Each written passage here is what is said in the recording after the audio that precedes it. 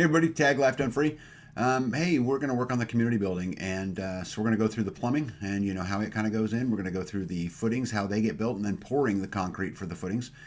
And you know, we're super excited to get this project, you know, well on its way. As I always talk about, though, there's magic involved, and I hope you guys can really see the magic. So we're going to pick up this video where we left off before, the end of the excavating, and we're going to take it through pouring the concrete of the footings. Hope you guys enjoy.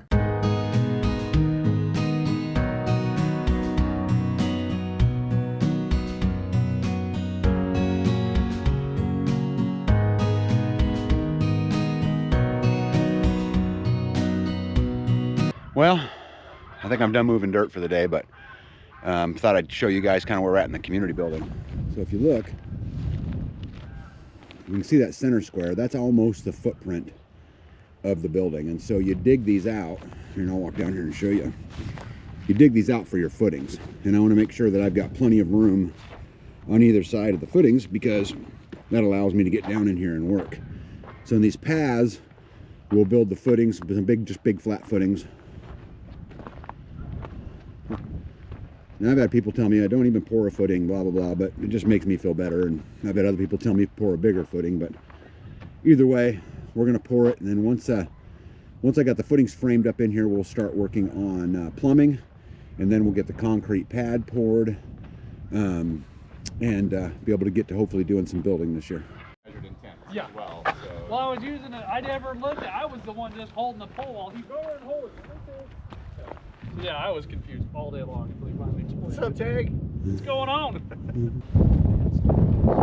Busted. Look at them fuckers on vacation. Just messing around. On vacation, lollygagging. Sorry, boss. Please dock me for my pay. So, this is the plumbing for the girls' restroom.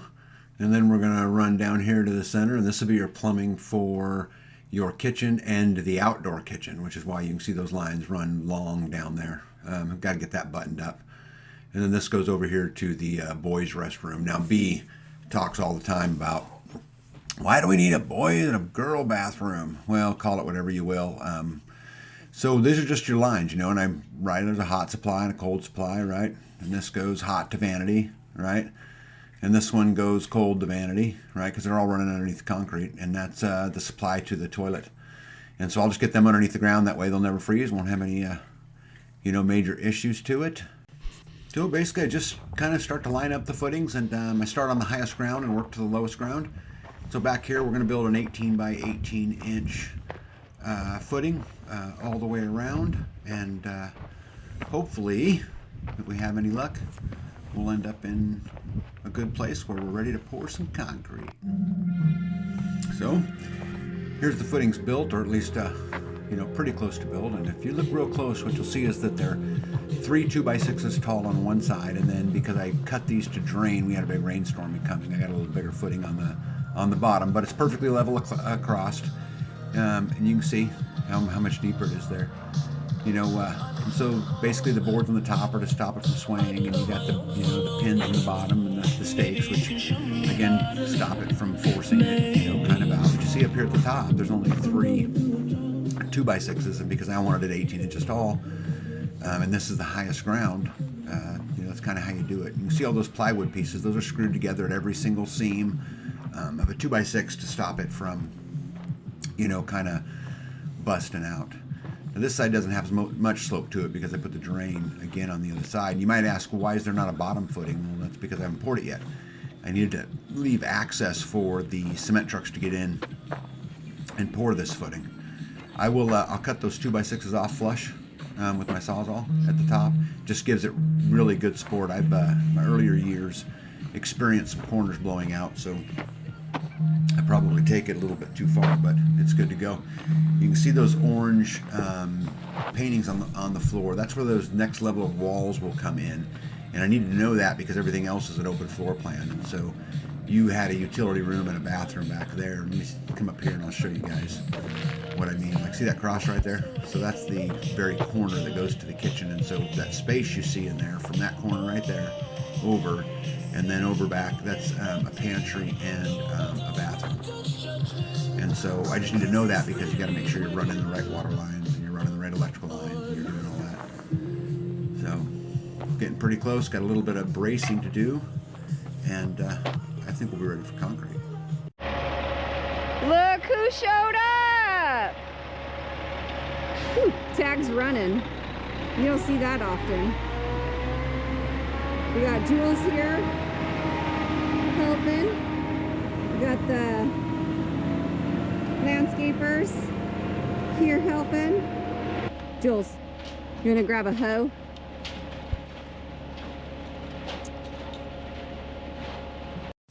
Well, here we go. Here comes the concrete, and so we'll just work our way around and, you know, fill it. So the first time around, I'm going to fill it halfway, all the way around, and then we'll have a second truck coming. This pour was 14 yards, so I ordered 7 yards of the front load and 7 yards in the back load. The other thing to know is that the moisture content in the concrete matters, and so like if I was going to pour like a slab or something like that, I'd want it to be a 5 or a 6 slump so that, you know, it ran a little bit better. This is a 3 slump. It's almost too dry, but it makes it where it won't blow out as much and don't blow out the bottom as much.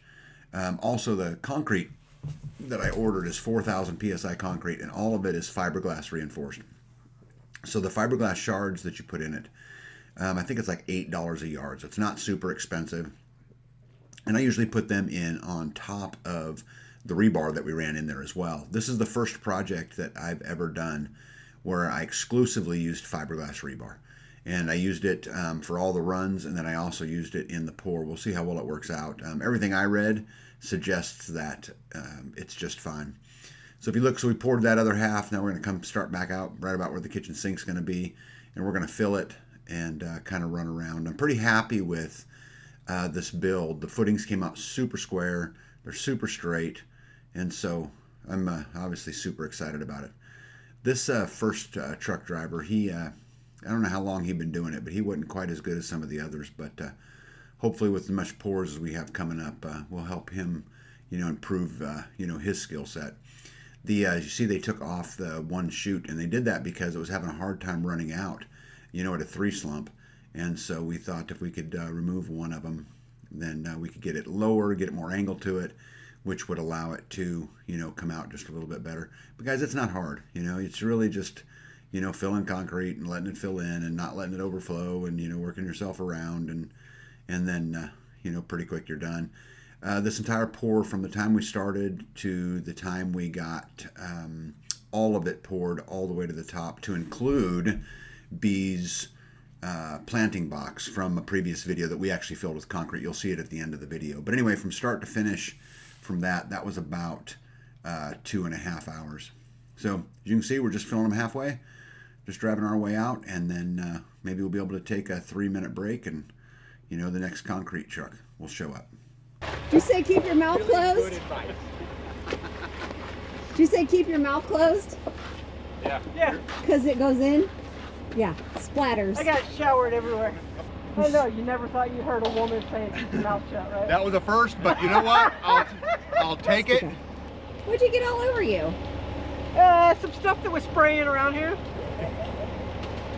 You look like you're having fun. It's something totally foreign to And me you're right working now. on your tan? I am. Look at that. You're on vacation? Truck 1 done. Truck 2 on the way. We got truck 2 here. We got Tiffany here in her beautiful white shirt getting ready to pour concrete. Here we go, round 2. So here's the second truck. So this truck also has 7 yards on it. So now we're actually going to fill the footings all the way up.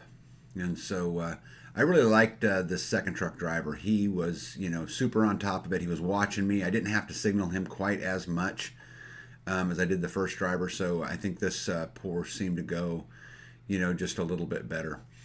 You know, while you guys are watching the pour, I got to tell you, there's so much more to this than just pouring concrete. You know, you've seen, you know, Jules out here, you've seen Mo out here, right? Landscapers are out here, and, you know, before long, you know, you've got Hitch and, you know, his beautiful bride out here, and the fabulous Fisher shows up to help, and, you know, and obviously, you know, we can't forget the famous Mossy Oak Parrot was out to visit with us, and it's super nice. And like I said, you know, there's so much more to this than just pouring concrete. You know, it's a community event, and as you guys seen earlier in the video, You know, we had the flute man, Mario himself, and the famous Indiana Mike out, you know, to help kind of go through, you know, laying the plumbing. And, you know, again, you know, Hitch helped me dig, you know, the dirt out. And so this is a just a big community effort, and we're really looking forward to having the, you know, community building up, because it will open up so many avenues for us, you know, things that we get to do that we would not be able to typically do. So again, just moving along, dumping concrete, and he's got to adjust a lot, as you guys see that. And it's just because, you know, the chute only goes so far and it only bends, you know, a little bit. But luckily we got through it, and there wasn't a, you know, no blowouts, no, you know, big headaches, just filling it up. And so what's going to happen here is I'm going to let this thing sit for a few days, and then I'm going to pour the inside, not pour, excuse me, I'm going to take off the inside of the frames once it's hardened. And I want to leave the outsides on because I still got to pour the outside slab, and so I'll use it to build off of. But we'll pull the insides, and then I'll do, you know, a little bit of back.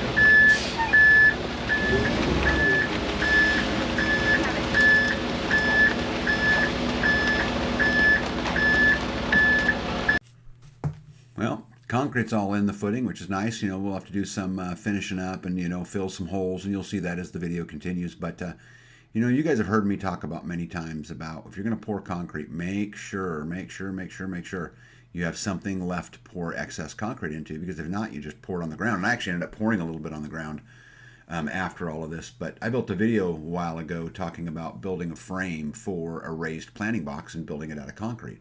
So I finally got a chance to use it. I brought the frame down, and as you'll see when you get up close to it there, I had to pin it to the ground, right, with stakes, and you know, get some bracing on it. And I put that concrete in the center, that plywood cover in the center, so I could just pour the concrete on it, and then they could fill it. And so this is just a 6-inch wide, 2 feet tall, 3 feet wide box that once it hardens, B will have an absolute beautiful planting box. Look at the fabulous fish are working, and bees finally involved. We got some landscapers and Jules I mentioned before, and I think I am officially on vacation. That's why we always have extra things ready, in case you have extra and they're not just dumping it on the ground.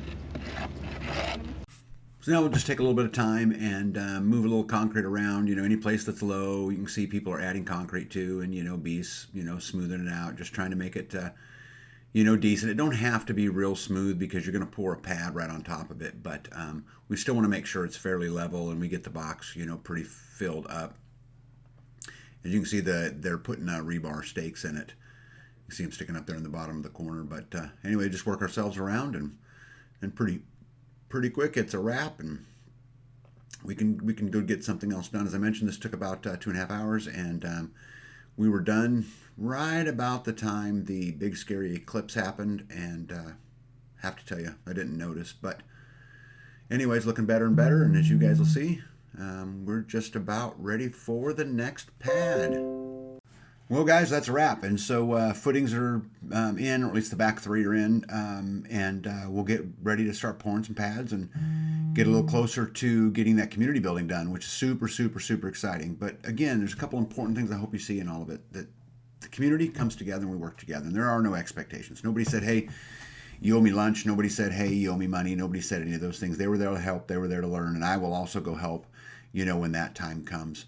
A footing's really simple. It's basically just a box that you're building, and then you just fill it with rebar and concrete. And, you know, the hardest part really is just getting it square, you know, pulling your 3, 4, 5s, or, you know, whatever it is. But that's about it. And then after that, you're all done. So I guess we're going to live to fight another day, and I'll do a video on, you know, pouring some of the pads and some of the things that are to come for us. But the community building is well on its way. Hold the line. Don't give an inch. See you guys.